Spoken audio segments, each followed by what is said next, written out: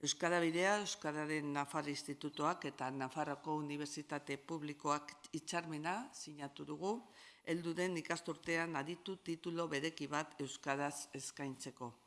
Ikastaroa Euskara gizartean indarberritzeko eta sustatzeko hizkuntza plangintzan aditu tituloa da, eta hizkuntza kudeaketan eta plangintzan gaitasun tekniko profesionalak lantzeko diseinaturik dago.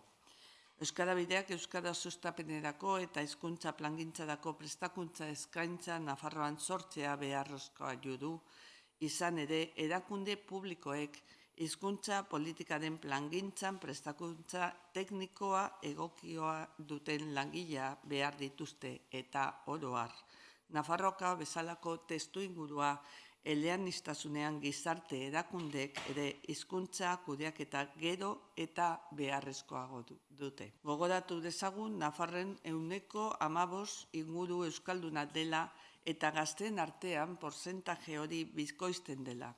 Beraz, hizkuntza plangintzan eta kudeaketaren euskara egoki lantzeko langile prestatuak behar dira, baina egun ezein ikasketa formalik ez dago Nafarroan prestakuntza hori eskaintzen duena.